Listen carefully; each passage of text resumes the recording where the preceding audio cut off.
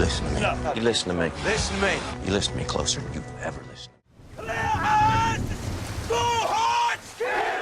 What is up, everybody? This is Friday Night Lights Rewind. I'm Brandon Collins. And I'm Chris Allen. And we were talking about episode 20 of season 1, Mud Bowl, which is, an episode where at the end, everyone should be sick, whether it's a cold, whether it's dysentery. There should be a lot of illness in Dillon, Texas following this game. But before we get to the big game itself, there's a lot of buildup. There's a train derailment, which I completely forgot about this episode. So yeah, me too. When that explosion happens in the coach's office, like with the glass blow, like I was watching my wife because I've been rewatching it with her, and she's like, "Oh, what the hell was that?" I was like, "I don't even remember." Like. But yeah, it's a train derailment that forces the school, the Dillon school to close and evacuate. So all the kids are like, hell yeah. And Taylor's like, because they need to find a field, right, to play the game. Otherwise, do the Panthers technically forfeit? Is that what the whole situation is? Yeah. Okay, it's on them to find a place.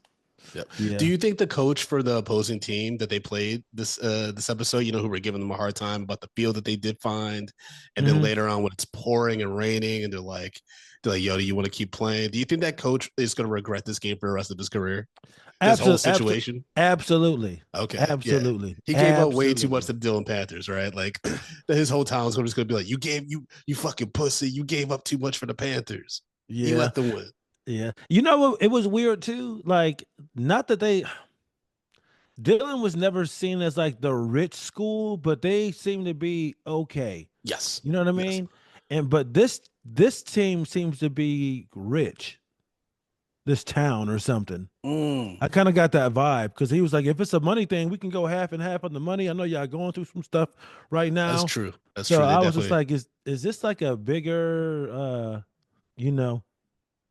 It's possible. I mean, they are called the Brant Vikings, so that sounds like kind of a upper class type of vibe. I mean, you don't call yourself Vikings if you ain't got no ice in your blood to make all that money. Yeah, and the coach he just got a look. He's got the jawline. You know what I mean? It's like I feel like if they put that much into the casting, I think they were trying to come across like, hey, here's a well coached and well to do team.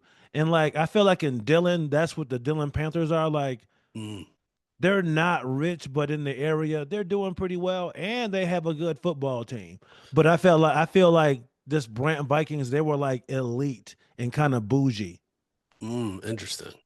I mean, there are definitely parts of Texas where people are making money. I don't know if it's like a oil country possibly, but it could be. It could be like there could be like a few, one or two families that own oil rigs, and then everyone works for those rigs, and they make pretty good money. Like that's something I learned from that show Landman that I watched recently. I don't really watch those Yellowstone Taylor Sheridan shows. I for the most part, I like his movies that he's written.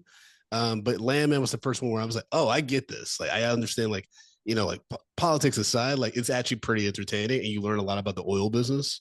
Right. And, it's Billy Bob Thornton talking about the South and fucking solar panels and how that's bullshit and all this stuff. So next thing you know, you voting Republican because you don't never. I know. I'm just you like, hell yeah, brother. I mean, I come from Black Republicans and stuff like that. Man. Yeah. I tried to do a bit when I was I did a show in Newark, New Jersey, like 2 weeks ago, and I tried I did a bit, and then I have a small part where I talk about my family being Black Republicans, and I lost the crowd. Like I had them so well, and then I lost them, and I had to fight to get them back after that. Yeah, that's fun though. That is fun, but it sucks. But that's fun. Yeah, but it sucks though when you're killing, and then you do something that it's like the next episode with the roast with Tim Riggins. We'll get to that. That's one of the funniest. I think that's one of the funniest moments of the whole series. That shit was so funny. But on this episode, right? So while Taylor and the team were looking for a replacement field and shit like that, you got you got Tammy, who's the Tammy and Julie, who are both kind of reeling over the prospect of having to move to Austin now, right? Because Taylor's seriously considering the move, the job opportunity out there. There's a few other storylines, right? There's like the Smash Lila Waverly thing, because Yeah. Lila and Waverly start hanging out because school gets canceled, and so Waverly's like, Yeah. "Hey, I have an idea because we should say fuck man, let's go shoot some guns." And then Yeah. Smash is like, "Yo, Yeah. I forgot about that scene, but same, I wrote same." that down. I guess we can talk about it when we get there, but that is a No, like, we can huge talk about it red now. flag. Yeah, I mean, for her to be bipolar and to have access to firearms, like that's a huge red flag. Like, Not taking her meds. yeah, not taking her meds. Yeah, but I'm just saying having access to Yeah, firearms and being bipolar is huge. Is that's crazy. Like you would think her dad would know to really keep that shit away from his kid. You know, but even yeah. Smash addresses her later, like, yo, like she's bipolar, man. She can't be shooting guns. Like that's crazy. Yeah, it was also very surprising that she's still not on her meds. Like, what's going on with the family? Like, I thought Waverly's dad was like very much like, "Hey, keep me in the loop" and all this stuff. Like, Yeah. what is going on now? Yeah, I think that's very weird for her to have access to guns. If he's so Well, it's concerned. Texas though. Yeah. That's very true. I feel like when you're Texas at a certain age, you get offered a toy or a gun. You know what I mean? Like, Yeah. say, "Hey, which one do you want, baby?" Choose me. Choose the ball or the shotgun. So, Yeah, I will say, Lila and Waverly with those guns is pretty hot though. oh yeah. I would say that's Oh pretty yeah. that's pretty awesome. Oh yeah. But then Smash, like, he tells Lila, he's like, hey, like, you gotta be careful. She got that bipolar and she's not taking the meds. I don't even know what that means, but I know it's not good. Like, I love how Gaius, we always mess up his name, Gaius Charles, who plays Smash. Mhm.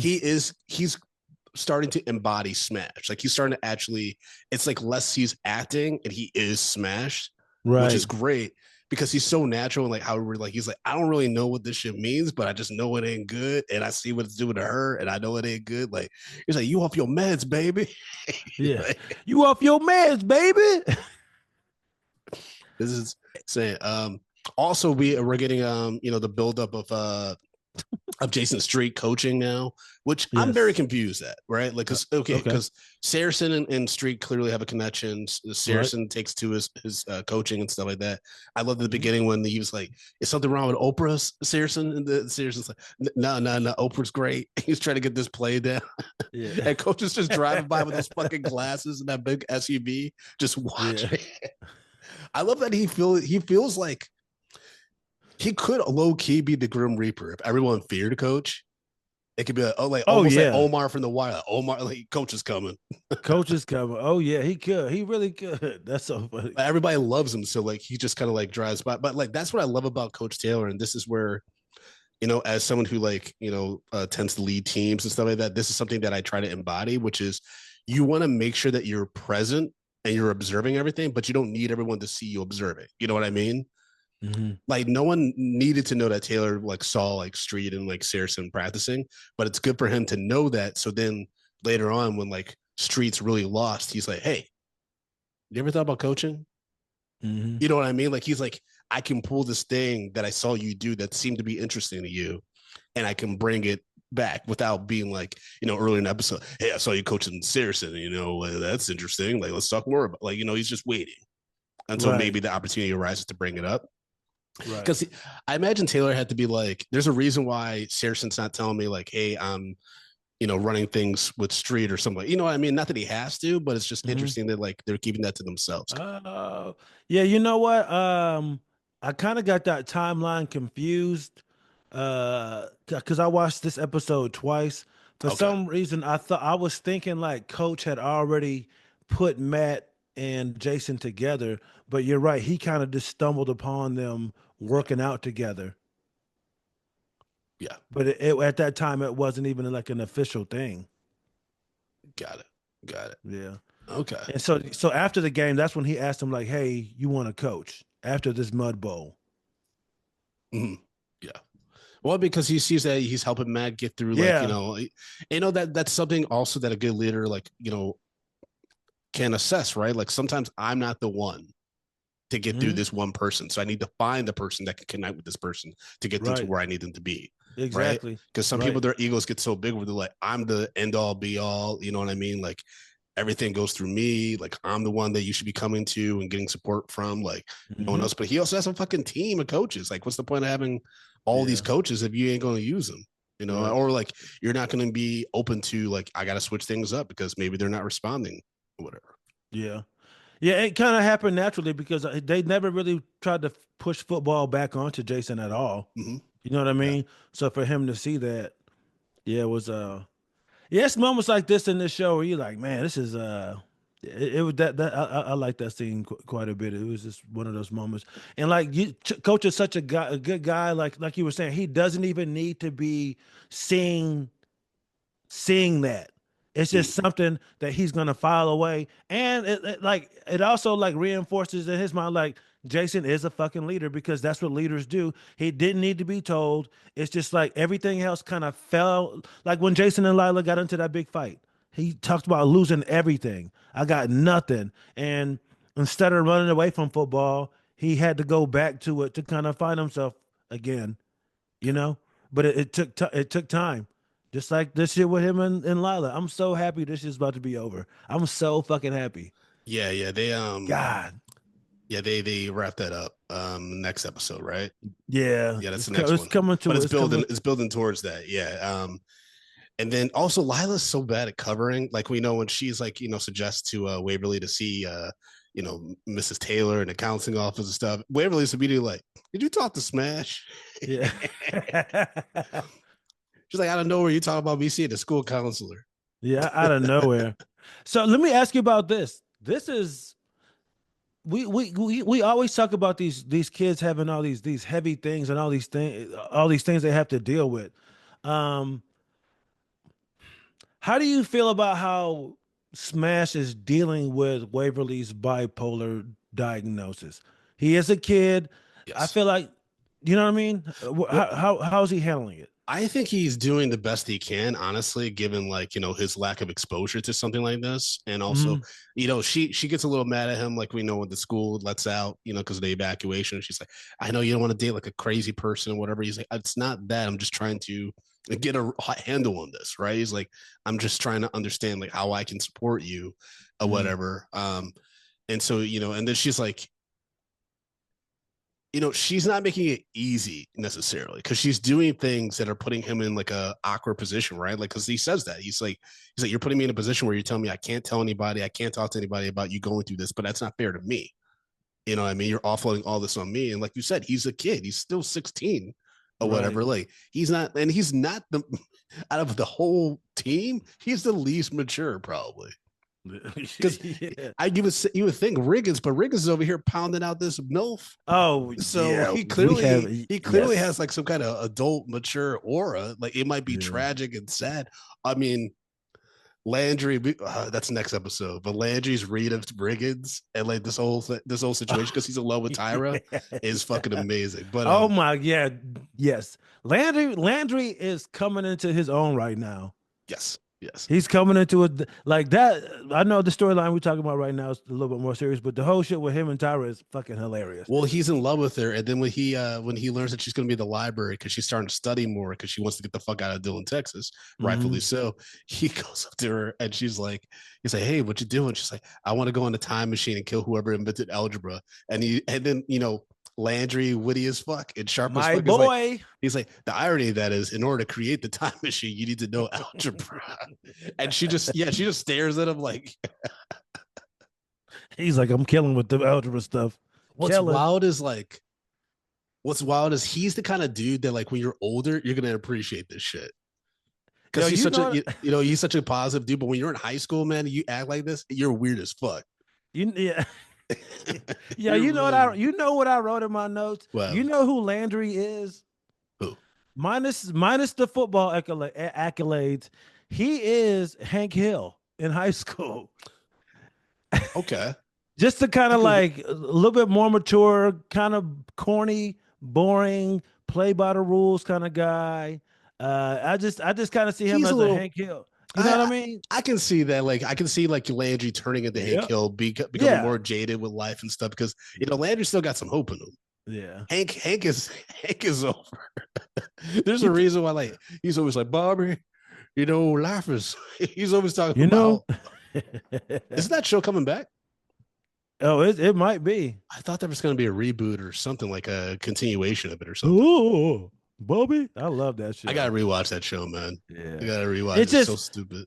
I from a from a standpoint of like just like I'm, Hank does have his like kind of like curmudgeon ways about him, but he does also kind of have like this childlike wonder about like America and shit like that, and that's why I feel like him and Landry have in common. It's just That's fair. that's what he was like in high school. You know what I mean? He Got did it. everything by the rules. He kept everybody in line. But you're 1,000% correct. Out of this group, I would pick him to end up being the most successful. And yo, did you? I want to say it's this episode. Did you hear what he said?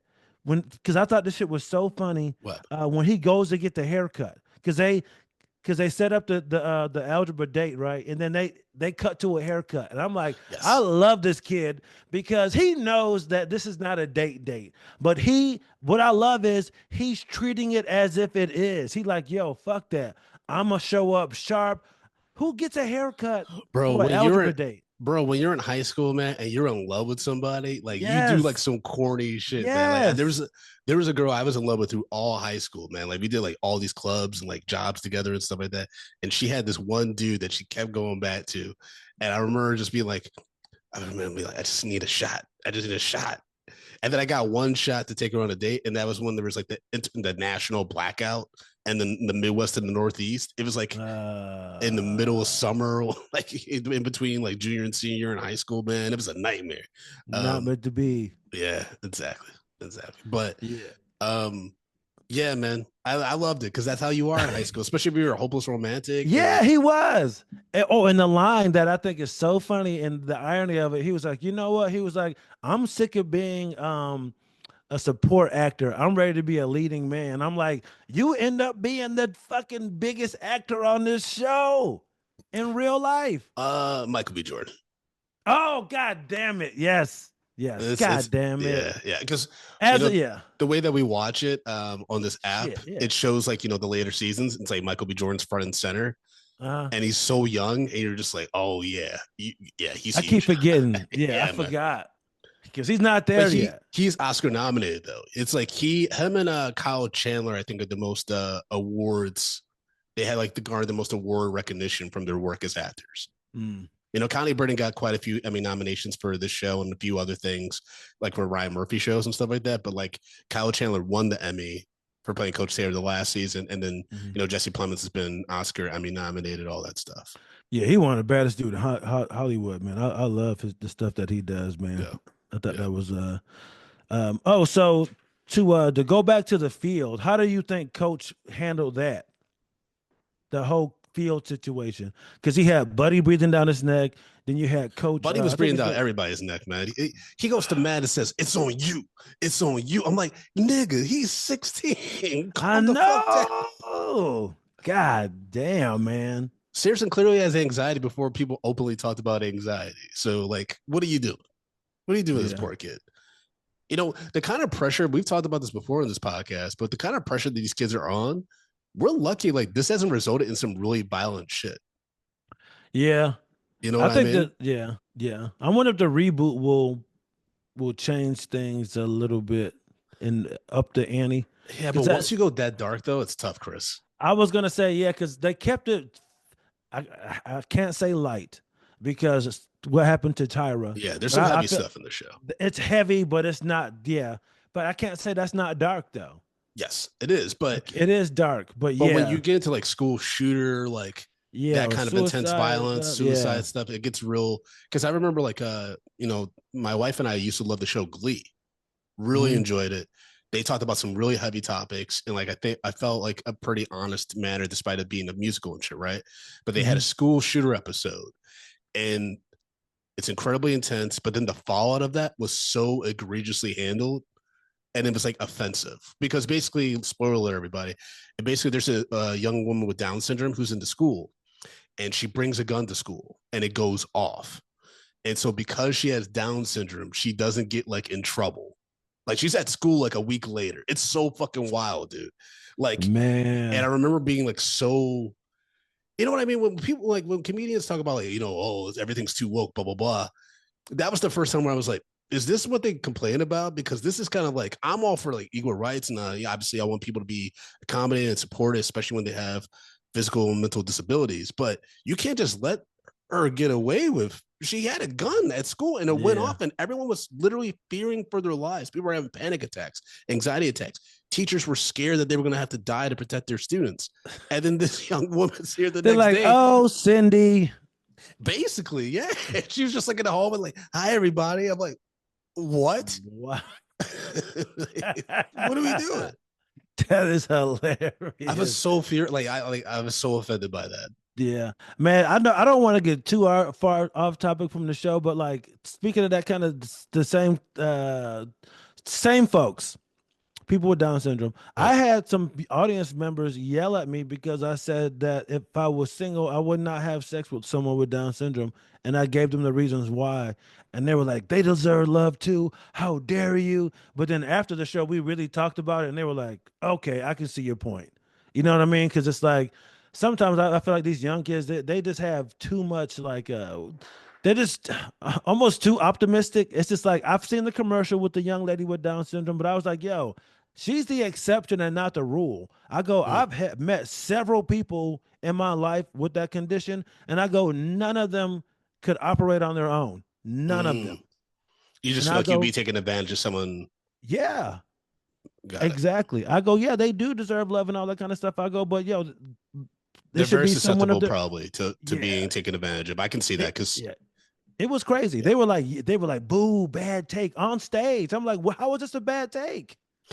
Yeah, I think there's that's tough because there's obviously a wide spectrum of folks with that disability and stuff like that, and their capabilities. But there's a lot of local businesses here in Queens, especially when I lived in a store that had like folks with Down syndrome, other ailments and disabilities. And I remember like they were so kind and nice and like they really loved their jobs. But I would see some people, like whether it's teenagers or just other curmudgeons, being rude to them. And I'm like, come on, man. It's just like there's not the sad part is when you get older, you realize that there are probably more not exactly bad people, but people that don't have the best intentions than there are people that have good intentions when they step out into the world. Yeah. You know what I mean? That's the unfortunate part of life. And so, but we went down a wheel sidetrack right there. Yeah, it happens. Can we talk about Oh, sorry. I was gonna say that all started from thinking like the other school might have been like the richer school. That's crazy how we got there. Oh, go ahead.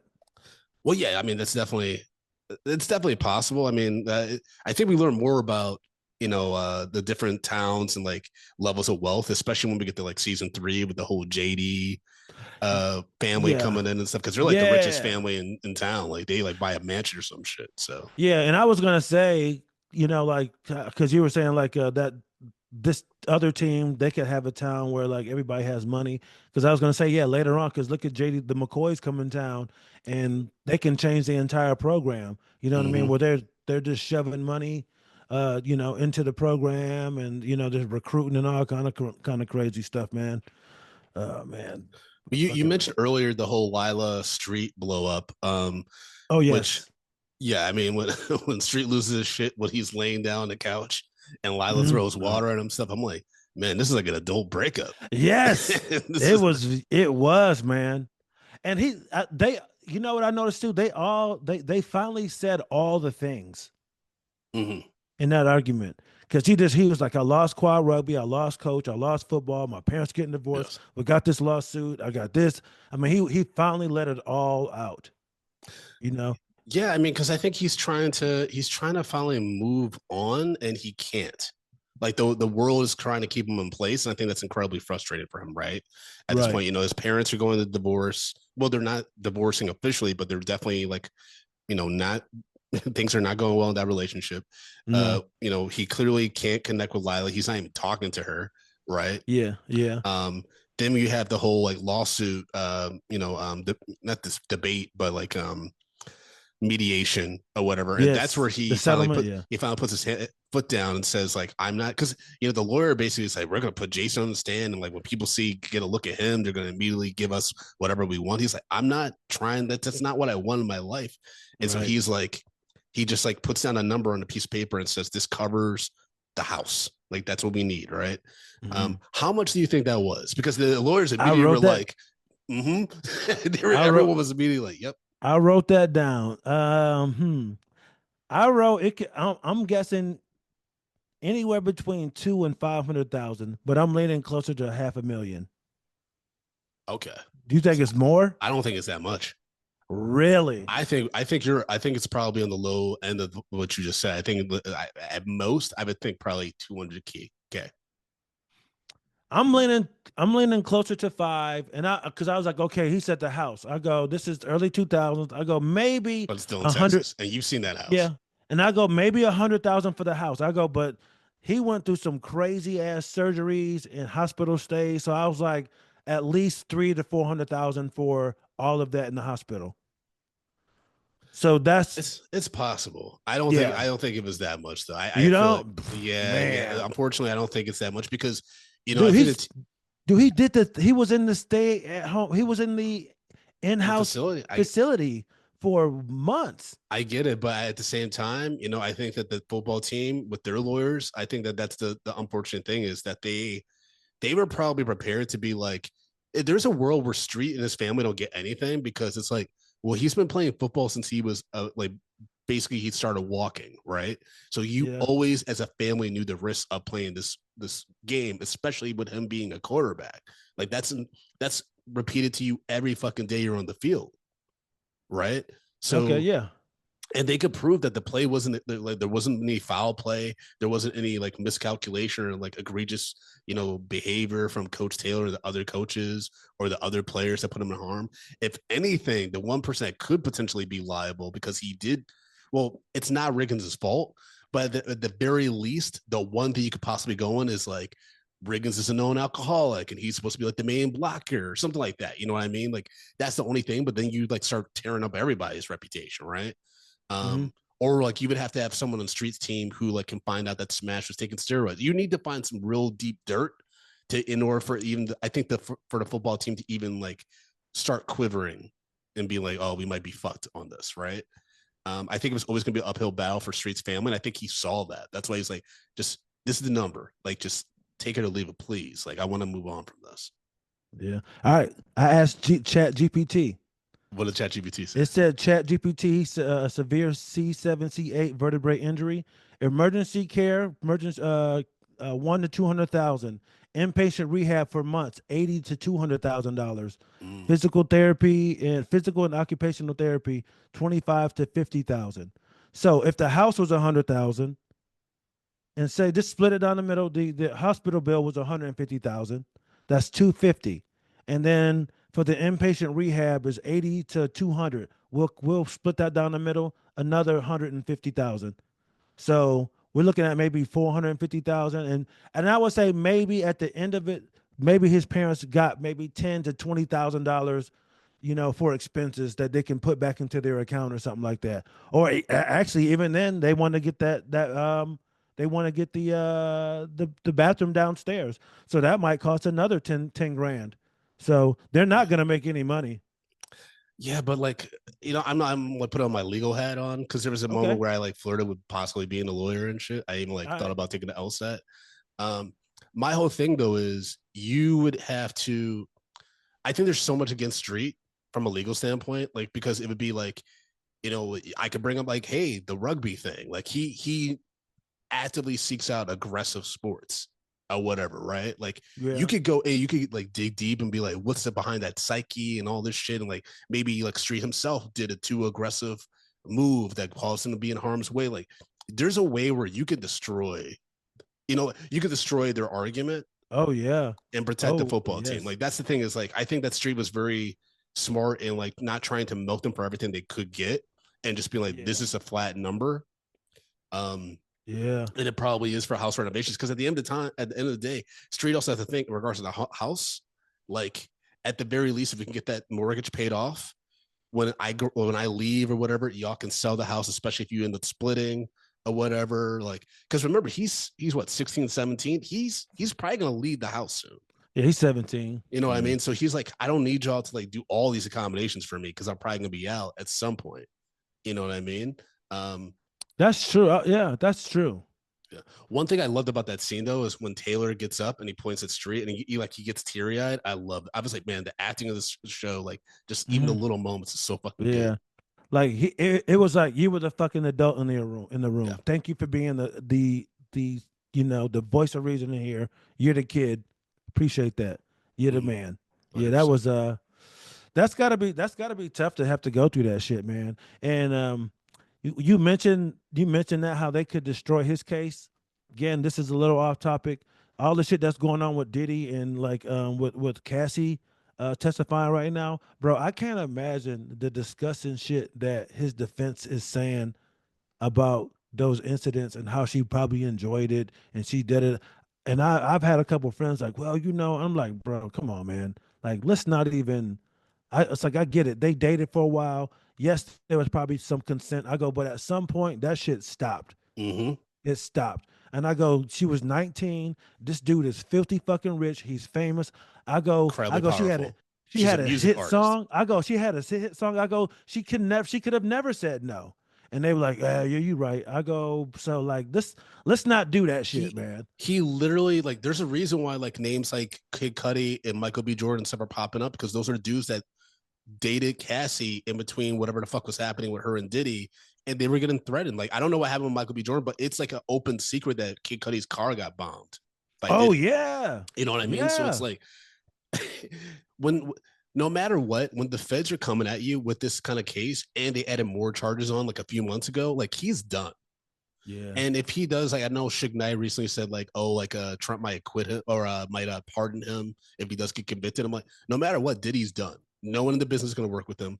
He's going to be persona non grata. He's going to probably fucking move to like Spain or some shit. Be Romania and live with what's his name, Andrew Tate. Oh God! Oh, Andrew Tate back in the States now. Oh, remember? He lives in Florida. Yeah. Yeah. So it's a whole thing. Oh, speaking of speaking of problematic black dudes coming back, Voodoo Tatum is going to be popping up soon. Yeah. I thought that was so cool to how he popped up on the radio. Mm-hmm. And I like when they really world build and like there's still stuff going on. Yeah, you got to close up some storylines, baby. Yeah, even though we don't see it. Yeah. Sorry. What did you think of the field? That whole like that storyline? Like we kind of veered off. Like, I thought it was fine. Decision. I mean, it's they were desperate, right? They were desperate, and but like I said, like when it started pouring and raining, and they were all running on, dropping in the mud and like getting all over the bodies, and then the audience, the fans are jumping in the mud and stuff because the Dylan Panthers won. I'm like, again, everyone's sick. Everybody's sick. And they just had a fucking toxic train derailment like a few miles away. All that runoff. Yeah. Like not even the runoff, but like the air and like all kinds of shit. Like I'm like, what is going on? But I thought it was fun. I did this is my note, because I can't do an episode without talking about Connie Britton looking beautiful and sexy. Connie Britton in that gray shirt in the field with the cows looks so sexy to me. I don't know why. I'm not a Southern boy, but that just did something to me. So good. Wait, didn't this episode open up with a shot of Minka Kelly, like just standing there? Oh yeah, there's a lot of good, nice glaring scenes of Minka Kelly. Oh my, yeah. When she's just standing there, I'm like, her and Waverly together. Like I said, like I was like, oh, that's a nice pair right there. Minka Kelly makes me feel weird because it's like, why am I attracted to a woman with a jawline like this? I listened to Dax Shepard's podcast. He was like interviewing Seth Rogen, and they were talking about I guess I never saw Parenthood, but I guess Minka Kelly's on Parenthood, and he's like, like I'm watching Friday Night Lights and I had this huge crush on Lila Garrity, and then I'm in this show and I have to make out with Lila Garrity. I was like, oh, boo-hoo, Dax. Boo-hoo. I know isn't he married to Kristen Bell? Yeah. Who? Come on, man. Really skinny, but like she's like, there's just something about her. She's so cute. man, that is one of my favorite snow bunnies. It is something about. It's something about. She is so cute. She's She's so very cute. talented as an actress too. Like Yeah, she's great. The Good Place, yeah, Veronica Mars, like she's great. yeah. She seems like a cool person. I think that's why I'm like she's very attractive to me because she just seems like an all around like cool person. I do think that she raises her kids kind of weird though. I think she's like one of those like Mila Kunis kind of like bohemian kind of moms and Oh, shit. 100%. Yeah. 100%. I got to Yeah. ask you this before I forget. Who do you think left the money for Matt? You know who it Well, was. his buddy, right? Yeah. Of course it was. He's Yeah, I so had this fucking. He's so such shady. trash. I love the fact, and I think Coach also liked the fact that nobody else admitted to getting the money. Mm-hmm. I think he does like I like the fact like when they got into that fight and they wouldn't tell on each other. Yeah. Even though he was not happy about what happened, I think he was like, "Cool, my guys are a unit. They're Yeah, not and going to it's tell each fitting that other." Matt would be the one to like kind of like Yes, tell because he's the leader, right? He's the moral compass of the team. So exactly. yeah, So because you never know, 'cause you know how kids are. Because Matt could be like, "Look, we got this money. I'm the leader. I'm gonna turn it in. Nope, y'all keep y'all shit. I'm gonna turn my shit in. We all gonna look good." yeah. Well, Matt's also like me, where he's very afraid of breaking the rules. Oh yeah, yeah, You know what I mean? Like, it's just like a natural like thing. Even though like no matter what you do, you're still gonna get fucked sometimes. yeah. But yeah, he gives the money to the coach, and the coach is like, Where do you think Matt gets that from? Because I mean, not to be sound like a dick, but it's just like, well, grandma's nice, but I don't know how much she raised him because they kind of drop us in. So I don't know how long they've been together. I think It he's seems like naturally just a really nice kid. he's just a good There's kid. some people that are just really naturally like really kind and nice and generous, and for the most part, we've seen Matt handle that like, and he's clearly naive to an extent, but like Yes. we haven't seen him be like fucked over. We see that in season 3, right? We see like where Matt hit some real speed bumps in adversity, but we also see like how Julie kind of like takes advantage of his kind Oh heartedness and stuff like man. that, like but Yeah. like that's the thing is like you need to grow from that, right? You need to learn like um I forgot she crushed my boy. yeah, yeah. That fucking bitch in the Swede. Fuck you, Julie Taylor. That's next season, don't, right? don't even get me started. Don't That's even. season I 2, think right? yeah. With the That pool shit. when she's working at the pool and shit. Oh, I think they open up on the pool. I think Yeah. they open up on the pool.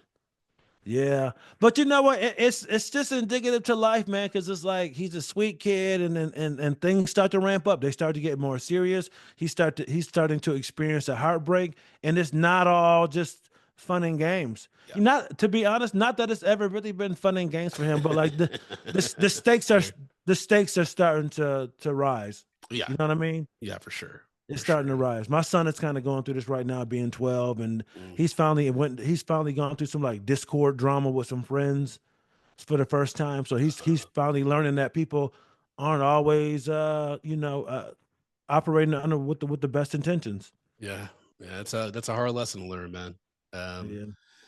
But You see, okay, let's talk. We mentioned a little bit about Tyra almost getting raped. So she gets attacked by this dude, this creep at like this diner, big boy restaurant type place that she's supposed to meet Landry, right? Because he's late, and so she goes to leave, and then this man like tries to basically throws her in a van and tries to rape her. yeah, And she's able to fuck him up and get out of there. But thank God for her fucking, like that the grittiness of Tyra finally comes into play where she's able to defend herself. Because if she is Lila, that would have been game over. you think so? I think Tyra's I think she's a fighter. it's possible, but like Tyra just has like she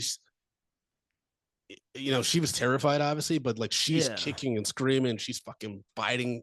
Like I get what you mean, though. She's not giving up. She's just fucking nigga when she hit that motherfucking she hit the little cigarette burner thing. Yeah, man. That's rough to see, man. That's rough to see. It's scary, man. It's scary because there's that fucking piece. we talk about like this young cast and stuff like that, and it's just You know, it's weird. Like all these men predator, like, you know, preying on Tyra. You got even older women preying on some of these boys, you know, like, because let's be honest, Riggins, that's probably not the Yes. first mom he's hooked up with, or at least not the first No. mom that's like hit on him. You know what I mean? Yeah. There's so many moms in this town that are hitting on these teenage boys. It's insane. That dude, that storyline is insane to me, man. He wakes up in her bed And then he and jumps out she's the window and comes around and to the then comes door. around. And what's funny is later on, Bo was like, "You staying the night again?" Yep. That storyline is crazy, man. Like Yeah. to really think about it. Think about that. This grown woman in her 30s is sleeping with a 16-year-old boy next door. To Mm-hmm. the point where like he thinks they're in a relationship. He's making dinner suggestions Yeah. and she's caving.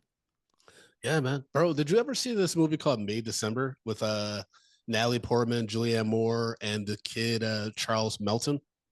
May, December? Yeah, it's on Netflix, I believe. It came out Mm-mm. like right before Oscar season, like 2 years ago. Like it barely got any nominations at the end of the day. But it's about Julianne Moore's character. Basically, is like one of those women, you know, the news stories like the teacher that hooked up with the student, and so he was like 13 or something like that, and she gets pregnant, and so it's about them like Natalie Portman's like a reporter talking about their story because now, like, you know, their kids are teenagers. Like one of them's about to graduate high school, and he's like in his late 20s and shit, like mid to late 20s.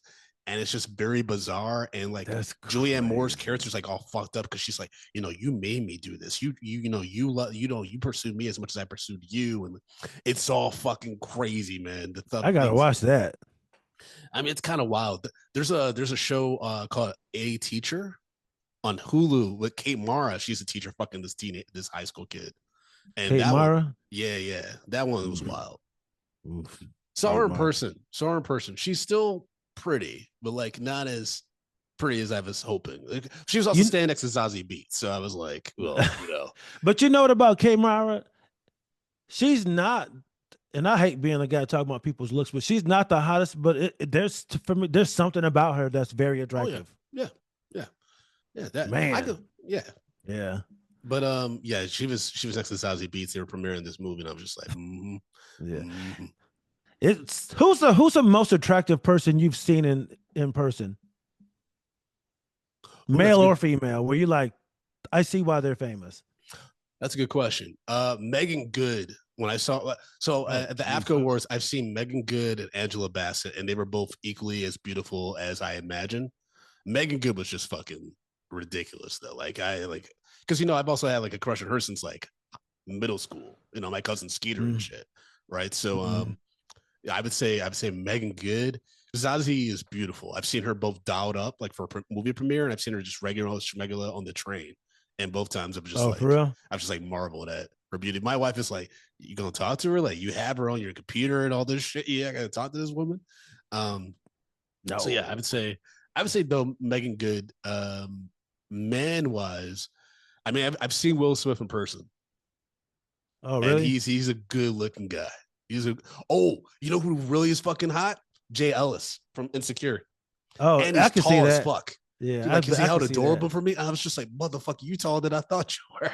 Yeah. Yeah, sorry, Jay, I called you motherfucker, but like, I was surprised by how tall he was.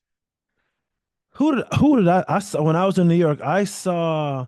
Do you know who Tan France is? Yeah, from Queer Queer Eye, Eye. right? Yeah, I was Silver just like, hair. yes, he was at the I can cellar, and see I was that. just like, who the fuck is this guy? And I was just like, damn. I'll go, oh, that's him. Yeah, Like it's crazy, like the level of like just how put together, like no. every piece of hair. You know who else is like that too? He's like, oh man, why am I blanking on his name? Comic Middle Eastern dude, good looking dude. At the cellar too. Oh, Man, he had his own TV show on Netflix. oh, Mo Amir. No, no, no, Well, I Mo mean, Heimer. No, the hot one. the hot one. Uh, I don't know. why am I? He's Mo's so a good famous. looking dude. I've met him in person. No, He's a Mo. nice guy. You know who's a good looking guy, but people don't think he is Big J Okerson. What? No, I'm telling you, man. Like Big if J you just Okerson looks like one of the bad guys from Three no, Ninjas. Hey, you must have never seen him in person. I've had Big J on my shows. I know who Big J is. No, but like he's not an ugly guy. But like, he looks crazy. He's so old to be dressed the way he like. He looks like the kids that like, I used to get high with like in the park in Michigan in high school. You know what I mean? That's what it is. It's the fingerless gloves and stuff. But I mean, like as far as like how he looks, it's just like he's a good looking dude. But yeah, the fingerless glove, the shorts all the time, the hoodies. But why am I drawing a blank? He had a show called Patriot Takes. Oh, Hassan Minaj. Hassan Minaj is a great looking dude. Yeah, God damn it. I was like, he doesn't look real. He sat with us with the table. I was like, fuck this dude, man. He's perfect haircut. Yeah, he's a good looking dude. Oh, Gary Goldman is a good looking dude. Because you got me thinking about Daily Show. Jessica Williams is fucking beautiful, dude. Really? Jessica Williams, like I met her like years ago at like a New York Comedy Festival party. She is beautiful, dude. You know who I think is probably gorgeous in person. She's on SNL. The what's her name? Heidi Gardner. Black chick, African. Ego. Yes, Ego. Yeah, Ego. Yeah, she's Ego. Yeah, man, she's very pretty. But Ego Woodham, yeah. She's great. Yeah. I mean, a lot of the women on SNL just are like always attracted to me because I think funny is just so fucking attractive, especially when you're a woman. Like, you know, like I remember like I thought Kate McKinnon was like sexy as fuck because she's so fearless in her comedy. Do not get me. I don't know what it is about her. She's so funny, dude. And she doesn't even like guys. I'm like, yo, why is she so hot to me? But I think it's the confidence and how good she is. Yo, you know who is one for me? I don't care what anybody says. Big white chick. She's so funny. Melissa McCarthy. Oh, okay. Bruh. Yeah, she's funny, but like Bridesmaids, when she's talking about how the shit's coming out of her like lava, like that scene was wild. That's my wood right there. I love her face. Well, folks, you know, like to be honest, you know, I know we've been going off a little tangents in this episode, but like this episode's pretty straightforward. You know, there's a few storylines, and you know, it's the build up to the big game, and the Mud Bowl is basically like a good 10-minute segment of this whole episode. So there's a lot going on, but at the end of the day, you know, obviously the Dillon's Panthers win. I love how like the announcers kept saying, someone in this field is going to state. It just ramping up the tension constantly. And I did write down, I think this was Landry. Correct me if I'm wrong, Chris, who said this amazing line that my wife is like, I'm taking that, where he said, I may not have a PhD in stupid like you do. Was that Landry who said that? Yeah. Okay. Yeah. Okay. That was a great line. Yeah. Landry, he grew to be one of my favorite characters on this show, man. Yeah, but it's also tough being that guy. And like, the thing also, like, which I think kind of counters what you said about Hank Hill, that comparison, is Landry. I can't tell what Landry wants, and I think that's what makes him so mysterious. Like at this point in his life, you know, like Landry seems like he could give or take staying in Dillon, Texas. At the end of the day, like you know, his future. But he stays, right? Yeah, but here's the thing: who knows what they want in high school? True. I think maybe that's why he's relatable. Yeah. You know, like it wouldn't surprise me if Landry stayed there and worked at the fucking the Tasty Freeze or whatever the fuck the Alamo Freeze. But he would be a guy because he's smart. He would actually like end up owning it and shit like that, and it wouldn't be a problem if he became a cop. If he left, it wouldn't. So Landry, I wouldn't be surprised at anything he does. I think he would be happy. I think he would be successful. Yes, you know what I mean. I agree. So to go back to the field real quick, man, I thought that was a huge moment, man. I love the fact that Coach still sticking to his guns because I think deep down inside he wanted a nice field. He why would you want to do that? But he saw what he was up against. Because when you have that meeting, because he even told Coach, he's like, you got your money. Buddy is talking about all these investors and how he could have had VIP seating and all. He knows what that shit is going to bring. And when him and Tammy meet at that field and they kissing and shit like that, he was like, this is going to piss them off, but this is where we're going to do it. But I thought it was just such a throwback to what, like the beginnings of Texas football. They basically cleared out this cow pasture. Then everybody from the neighborhood came. It was muddy. And it was just yet another one of those things, like one of those decisions that Coach made that was the right one. but also he's got the Austin thing looming in the background, and we're gonna see him make a choice that, like, that I finally am like, you know what, man, you got to listen to your family, coach. One of the few times I'm not really gonna be on coach's side. Yeah, I think I have some thoughts on coach's behavior in the next episode for sure. But Yeah, let's start do our ratings for Mud Bowl. Let's first talk about folks. If this is your first time listening, we do it on the bench rec, which is for a character or actor that's just displayed some egregious behavior or some problematic things. Did you have an on the bench recommendation for this episode, Chris? I feel bad, but I'm gonna put Waverly on the Oh, on the okay, bench. Yeah. Just okay. because it's like, you have this situation, you're bringing other people in, you're taking guns out, shooting them. It's just, I don't know, man. This was a lot too. This Yes. decision, because it's like, I feel bad for judging these kids for these decisions that they're being kind of forced to make. You know, so Mhm. I feel bad for benching her, but it's that's just I'm not a fan of that type of behavior, man. She putting a lot of people at risk, at least That's right now. that's fair. That's fair. I am going with Jackie, who is Tim Riggins's Yeah, neighbor. that one. This mother knows that she's in way over her head with this kid. He's becoming infatuated with her. I think it's some kind of like, and if you know anything, if you're able, like, you have two eyes and a brain, you could just quickly assess the Riggins family dynamic and clearly see that one, Tim is looking for a mother figure because he hasn't had one in his whole life, from what we've seen, and two, he's fucking his mother figure that he's like surrogate mother figure. So that's even more disturbing. And there's Yeah, a it lot of is. really disturbing themes going on there. And the fact that she's just Yeah, like, knows that's not right, but still doing it. No, I'm yeah. not. I'm not a fan of that behavior. Yeah, it No. shows you how inexperienced and how much of a child he really is. Because, like, when she sees him and Bo interacting, she's like, "Fuck." Like, Yeah, that even too. though him being underage should be the, hey, I shouldn't be doing this, but then she realized, like, yo, this really isn't just me taking care of my sexual needs. My Yes. son needs a dad, and you're right. This kid is kind of looking for a mom. So yeah, that shit is so fucked up. It's fucked up It on is. so many It's layers. so weird. But you know what? Every time I see her, I'm like, God damn, she fine. She's so fine. I don't I know, love man. that face. She got a great face. I love her face.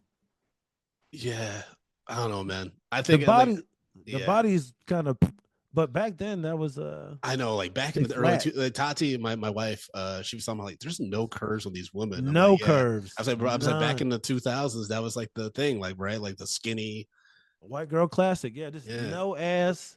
skinny.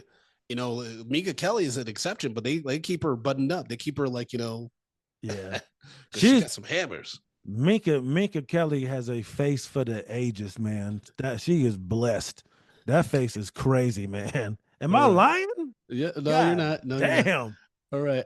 MVP character. This is a character that displayed very positive attributes and in leadership and qualities, all that stuff. Did you have an MVP character? This episode was tough, man. Yeah. Yeah. This episode was tough for me to pick a real MVP. I got one.